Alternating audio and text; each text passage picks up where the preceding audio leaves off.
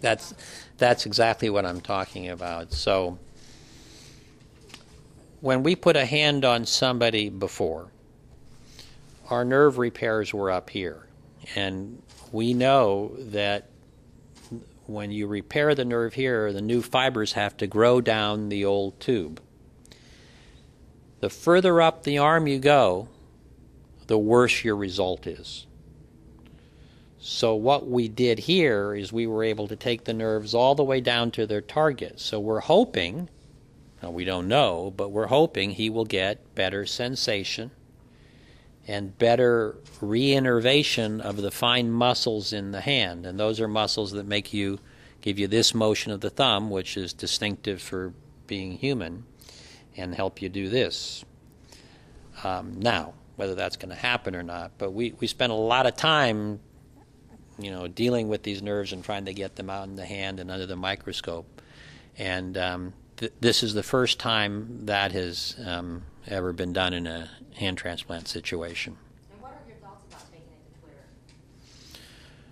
Well, I mean, my thoughts are positive. I wouldn't have done it if I thought it was...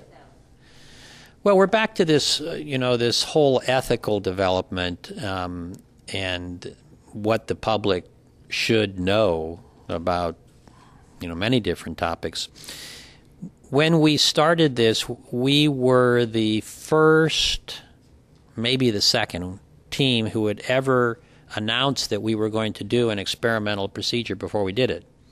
Time magazine actually wrote an article saying what an idiot I was to do that. But it was based on a concept out of University of Chicago with living split livers that you're supposed to tell the public what you're doing so that if it doesn't work, well, first of all, you can get feedback from the public, but also if it doesn't work, you're held responsible for it instead of trying to sweep it aside. And I hate to tell you, I mean, it happens at times. Things in investigational protocols don't reach the light of day. The people who are responsible try to keep a low profile. So I think that what helps Twitter is it lets people know what's going on.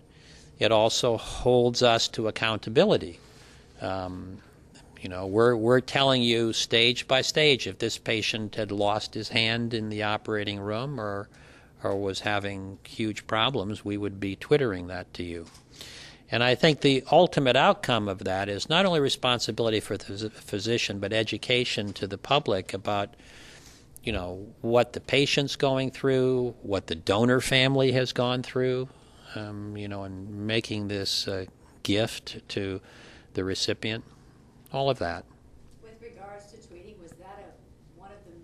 I'm sure the doctors talked to the family too, but for the family, was this a major way for them to stay up to date on every detail of how things were coming about? I don't know if that was true or not. I don't know. I'm embarrassed to say this, but I just finished the case and I ran up here and I haven't had a chance to speak to the patient's wife. So I wasn't reading the Twitters.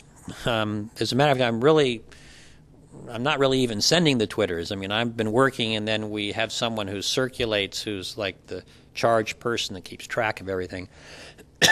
And then they would ask me, how are things going? And I would make a statement and then it would work its way out. So I can't, it's an interesting question and I'd have to see how she felt. I will say this, when we're doing surgery, we don't call every half an hour out to tell the family how the patient's doing. Maybe we should be doing this. Twittering should be downstairs in the waiting room for every family. I mean, this is new. I mean, we're investigating this. Maybe all of you should be telling me how helpful it was. I don't know. Just to clarify, did the patient keep just the nerves, or did the patient keep the bones, or was there anything else that patient kept? Was it slid on like a glove? Just trying to understand it better so we can explain it to the viewers. The only thing this time that was kept, that was put deep into the hand, that belonged to the recipient, were the nerves. Where the hand meets the patient, so you have bone, tendons, that's all up at a different level here. But we actually tunneled those nerves out. Now, what's interesting, there were other things we could have done. but it gets into complicated dissection. It would have been pushing the envelope a little bit further. We could have tried to save some of the muscles that were innervated that allow them to move, but it makes the dissection more complicated. And so we take steps. I mean, this is the first step. Let's see how this goes and how my colleagues around the world respond. Remember, what we're really doing is going in an opposite direction. In hand transplant, people have been going up the arm. There's been a bilateral arm above the elbow done in Munich. One of the bilateral that was done in Pittsburgh, one was above the elbow and one below. And there's nothing wrong with that, but it's going to take forever for those nerves to grow down. And if they ever do, is a question. What we're saying here is maybe we should be looking at the other way. I mean, what do you do with someone who has no fingers and no thumb, but he has a hand? Should he be denied a hand transplant? And if he is given a hand transplant, should it come off at this level, or can you salvage things that would make the outcome better? So that's the kind of, that's the intellectual debate that's going to go on over the next year, I think, from this case. What sort of long-term risks might this patient face as far as anti-rejection? Do they have to take twice as much anti-rejection dose because it's two hands? Can you talk a little bit about that? There is really not an increase in the amount of immunosuppression you take based on the fact that you have two hands versus one hand. The immunosuppression turns off your immune system, or it doesn't turn it off completely, but it tones it down. Now, when I say there's no increase, there may be some, but it's not a linear. You take one tablet if you have one hand, and then you got to take two if you've got two. It's not like that. But the immunosuppression does affect the patient in terms of eventually. Well, that's not eventually. If you have 1,000 patients and they have 1,000 twins, then the 1,000 patients who are on immunosuppression will have an average life expectancy which will be shorter.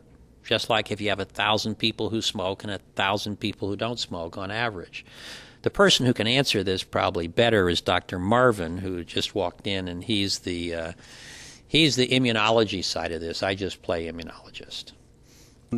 First, I guess I'd like to say that I'm sort of a newcomer to this realm of transplantation, and that really the importance of this and the ability to do this is relies on a big team. And most importantly, really the donor and the donor family that said yes to donation. But Dr. Breidenbach has been sort of the heart and soul of this program since it started. And he and his team really deserve a lot of credit for being able to do this today. Immunosuppression, there are a lot of different side effects, and there are multiple drug regimens that are used for immunosuppression. And some of the complications of those medicines can be significant. And it's a big question as to whether or not a in quotes, life-saving organ like a hand transplant should be performed given the potential side effects of the medications. Are there any other risks that this patient will face that the single hand transplant patients would not? The immunosuppression will be the same. There may be needed more biopsies. Nobody really knows whether or not having two organs, essentially two hands, if both organs would suffer rejection if one does. So that's unclear. We're in uncharted territory in that regard.